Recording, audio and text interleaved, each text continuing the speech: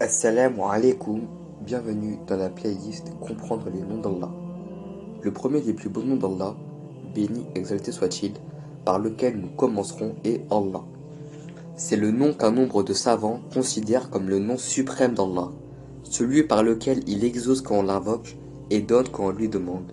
Ce nom possède des particularités et des signes distinctifs qui lui sont propres. Une de ses caractéristiques est qu'il est à l'origine de tous les noms d'Allah. Tous les autres noms lui sont annexés et constituent ses attributs. Allah le Très-Haut dit : c'est à Dieu qu'appartiennent les plus beaux noms, servez-vous de ces noms quand vous l'invoquez. Sourate Al-A'raf, verset 180. Il est Dieu, il n'y a de divinité que lui, et il porte les noms les plus sublimes. Sourate Taha, verset 8. C'est lui Dieu, en dehors de qui il n'y a point de divinité. Il est le connaisseur du monde visible et du monde invisible. Il est le clément, le miséricordieux.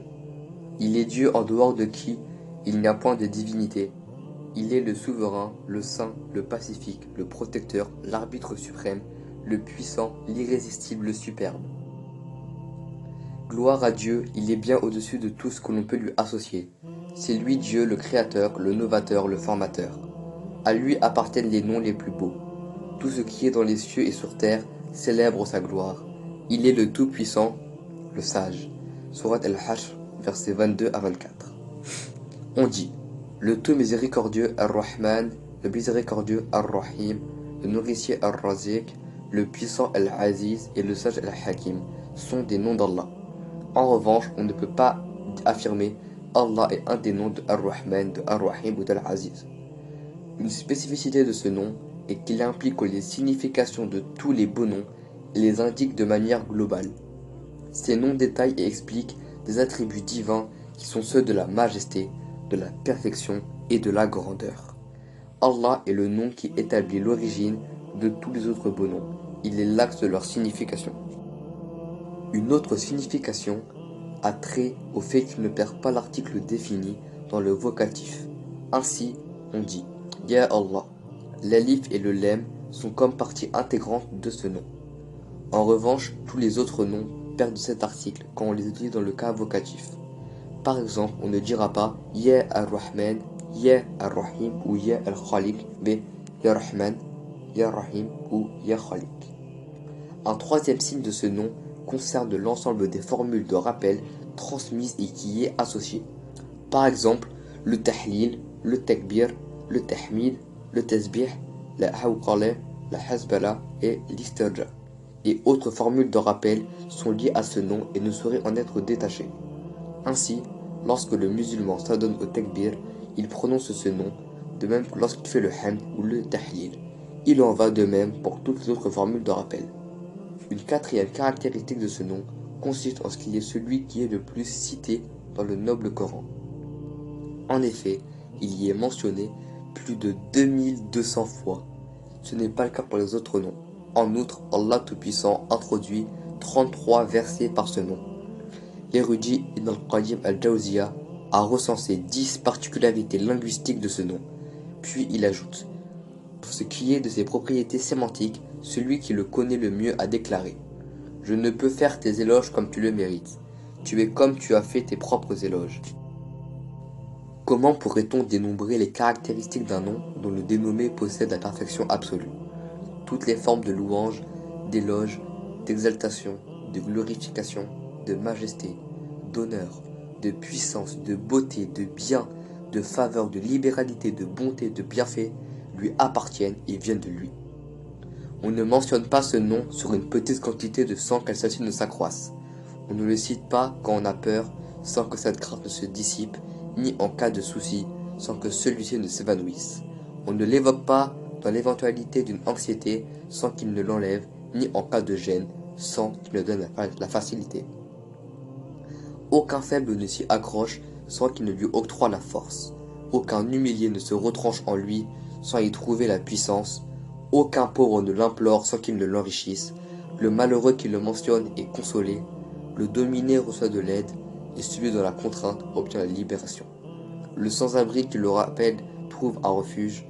Grâce à ce nom, la tristesse cesse, les bénédictions descendent sur terre, les invocations sont exaucées, les obstacles enlevés, les méfaits repoussés et les bienfaits suscités.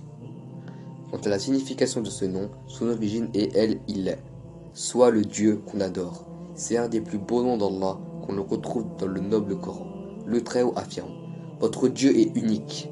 Il n'y a d'autre divinité que lui. Il est le Dieu de la bonté et de la miséricorde. Sourate Al-Baqarah, verset 163. Ils avaient reçu l'ordre de n'adorer que Dieu l'unique, en dehors duquel il n'y a point de divinité. Gloire à lui, il est infiniment au-dessus de ce qu'ils prétendent lui associer. Sourate At-Tawbah, verset 31. Dis, il m'a été seulement révélé que votre Dieu est un Dieu unique. Êtes-vous disposé à vous soumettre à lui? Sourate Al-Anbiya, verset 108. Or, la meilleure et la plus belle explication du terme Allah est celle fournie par Ibn Abbas. Allah détient le droit d'être divinisé et adoré par l'ensemble de la création, selon ce que rapporte Ibn Jarir dans son tafsir. Dans cette définition, il réunit deux choses. La première est l'attribut relatif à Allah tiré de ce noble nom, à savoir la divinité. Ce dernier est l'attribut indiqué par Allah, tout comme le nom de l'omniscient dénote l'attribut de la science. Le puissant révèle celui de la puissance, le sage la sagesse, et le miséricordieux la compassion. De la même manière, les autres noms expriment les attributs qui sont afférents à l'essence divine. Ainsi, Allah est digne d'être divinisé. La divinité est son attribut, le sublime attribut qui lui vaut d'être Dieu, voire nul ne mérite de partager avec lui ce magnifique attribut, de quelque façon que ce soit. Les attributs de la divinité constituent tous les attributs de la perfection, de la majesté, de la grandeur et de la beauté, ainsi que ceux de la miséricorde, de la bonté, de la générosité et de la bienfaisance. Ces attributs font qu'il mérite d'être divinisé et adoré. Il est divinisé parce qu'il détient les attributs de la grandeur et de la puissance. L'immuabilité, la suzeraineté, la royauté et l'autorité n'appartiennent qu'à lui. Il est le seul à détenir la miséricorde et à pouvoir octroyer les faveurs apparentes aussi bien que cachées à l'ensemble de ses créatures, et parce qu'il englobe toutes choses par sa science, sa décision, sa sagesse, sa bonté, sa miséricorde, son pouvoir, sa puissance et sa contrainte. De même, tout autre que lui a constamment besoin de lui, de toutes les façons que ce soit, parce qu'il lui a donné une existence, s'occupe de lui apporte aide et subsistance, et satisfait tous ses besoins. La création dépend de lui pour sa plus grande nécessité, à savoir n'adorer que lui et n'avoir d'autre Dieu que lui. La notion de divinité renferme tous les plus beaux noms et éminents attributs. La deuxième chose est l'attribut relatif aux serviteurs, à savoir la servitude. Les serviteurs l'adorent et le divinisent. Allah le Très-Haut affirme: c'est lui qui est Dieu dans le ciel et c'est lui qui est Dieu sur la terre. Sourate Al-Zukhruf, verset 84. En d'autres mots, les habitants du ciel et de la terre le déifient, bon gré, mal gré. Tout le monde est soumis à sa grandeur, asservi à sa volonté et à son désir, et assujetti à sa puissance et à son immuabilité. Les serviteurs du tout miséricordieux le divinisent et l'adorent et font de leur mieux pour l'adorer par le cœur, la parole et les actes, selon leur rang et leur statut. Allah regroupe ces deux significations dans plusieurs versets du Coran, comme: en vérité, je suis Dieu. Il n'y a d'autre Dieu que moi. Adore-moi donc et accomplis la prière en souvenir de moi. Sourate Taha, verset 14. Nous n'avons envoyé avant toi aucun messager à qui il n'était révélé qu'il n'y a pas de divinité que moi et que c'est moi que vous devez adorer. Sourate Al-Anbiya, verset 25. Adore-le donc avec constance et patience. Lui connais-tu un homonyme? Sourate Maryam, verset 65.